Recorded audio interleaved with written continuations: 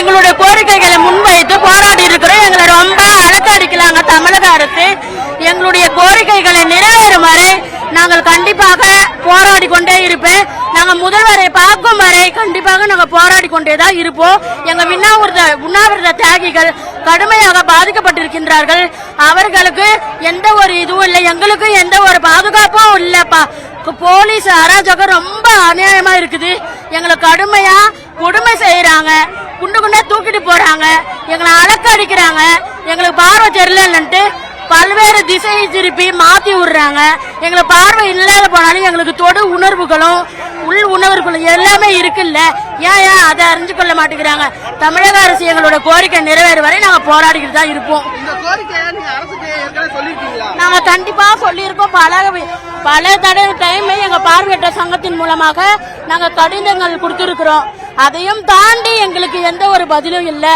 குறிப்பாக எங்களுக்காக உழைக்கின்ற இந்த நிர்வாகிகள், மாற்றுத்திறனாளிகள், அதான் கமிஷனர் ஆபீஸ்ல வேலை பார்க்கறவங்க லட்சுமி அம்மா அவர்கள் கண்டிப்பாக அவங்களுடைய ரொம்ப கண்டிக்கத்தக்கது. அவங்க மூலமாக எங்களை போலீஸ் வந்து ரொம்ப சித்திரவதை பண்ணிட்டு இருக்கிறாங்க.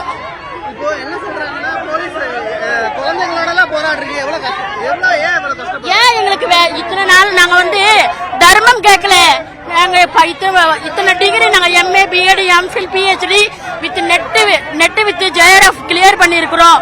எங்க உரிமையை தாங்க நாங்க கேட்கிறோம். எங்களுக்கு நாங்க உயிரை கொடுத்து படிச்சோம். எங்களுக்கு அதுக்கு தகுந்த வேலை இல்லாதனால தான் எங்க குழந்தைய கூட இதை வச்சு நாங்க போன்றோம்.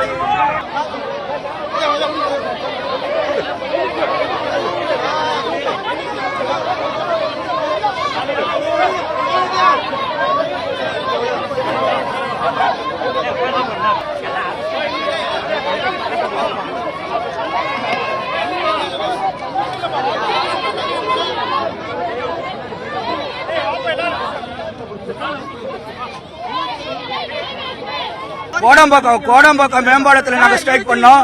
நேற்று வந்து பூந்தமல்லி ஹை ரோட்ல வந்து நாங்க ஸ்ட்ரைக் பண்ணோம். அங்க இருக்க 2 டிவிஷனோட காவல்துறை அதிகாரிகள் எங்களை வந்து கரெக்டாக கைட் பண்ணாங்க. போராட்டத்துக்கு ஒரு குறைஞ்சபட்சம் 1 ஹவராது எங்களை உட்கார விட்டாங்க. இங்க 1 நிமிஷம் கூட எங்களை உட்கார விடல.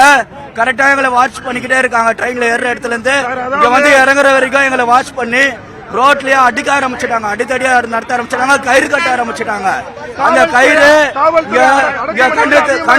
கண்ணு தெரியாதவங்களுக்கு யாருக்காவது அந்த கயிறு கழுத்துல பட்டு முறுக்கிக்கிட்டாக்கா எல்லாருமே சூசைட் பண்றவங்களுக்கு தான் ஆயிருக்கும்.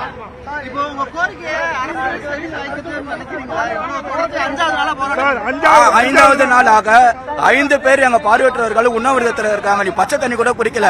அவங்களுக்கு ஒரு பாதுகாப்பு கிடையாது. அவங்கள நைட் ஆனாக்கா இல்ல எங்கேயாவது ஒரு இடத்துல கூட்டு போய் விட்டுறாங்க. நேற்று நைட்டு ராயப்பேட்டை ஹாஸ்பிட்டல கூட்டு போயிட்டு அட்மிஷன் கூட போடல, அப்படியே இறக்கி விட்டு போயிட்டாங்க. அவங்க கூட ஆம்புலன்ஸ்ல வந்து ஒரு போலீஸ் அதிகாரிங்க ஒருத்தர் கூட போவே இல்லை. நைட்டு முழுக்க அப்படியே தான் இருந்திருக்காங்க. அவங்களுக்கு ஒரு பாதுகாப்பு கிடையாது. மாற்றுத்திறனாளிகளுக்கு கொடுக்கக்கூடிய 4% அந்த ஒதுக்கீட்டில் தங்களுக்கான உள் ஒதுக்கீடாக 1% கொடுக்க வேண்டும். அந்த 1% கேட்டு போராடக்கூடியவர்கள் 5 நாட்களாக போராடி வரக்கூடிய பார்வையற்ற மாற்றுத்திறனுடையவர்கள் அவர்கள் தொடர்ச்சியாக போராட்டம் நடத்தி வருங்க. கிண்டி ரேஸ்கோர்ஸில் உள்ள பேருந்து நிலையத்தில் தொடர்ச்சியாக கிட்டத்தட்ட ஒரு 3/4 மணி நேரமாக சாலை புறமும் மாறி மாறி வந்து கொண்டே இருக்கக்கூடிய மாற்றுத்திறனுடையவர்கள் மாறி மாறி உட்கார்ந்து அவர்களை காவல்துறையினர் அப்புறப்படுத்தியிருக்கிறார்கள். அது மட்டும் இல்லாம அவங்களுக்கான இந்த ஆசிரியர் தேர்வின் மூலமா வெற்றி பெற்றவர்களுக்கு வேலையை வழங்க வேண்டும். அவர்களுக்காக கொடுக்கக்கூடிய ஊக்கத்தொகை, அதாவது அந்த ஊக்கத்தொகை 5000 ரூபாயாக உயர்த்த வேண்டும் என்ற கோரிக்கையில 9 அம்ச கோரிக்கையில வலியுறுத்தி இந்த போராட்டத்தை முன்னெடுத்திருக்கிறாங்க. 5 நாளாக கோடம்பாக்கம் மேம்பாலத்தின் மீது உட்கார்ந்தாங்க, பூந்தமல்லி நெடுஞ்சாலையில் உட்கார்ந்தாங்க. இன்னைக்கு கிண்டி ரேஸ்கோர்ஸ் பகுதியில் இருக்கக்கூடிய பேருந்து நிலையம் அருகே உட்கார்ந்திருக்கிறாங்க. தொடர்ச்சியாக அவர்களது போராட்டமானது நடந்து கொண்டே இருக்கிறது. முதலமைச்சரை சந்தித்து நாங்கள் பேச வேண்டும், எங்கள் கோரிக்கையை வழங்க வேண்டும், அந்த கோரிக்கையை ஏற்று எங்களுக்கான இடஒதுக்கீட்டை உறுதி செய்ய வேண்டும் என்பதை சொல்கிறார்கள்.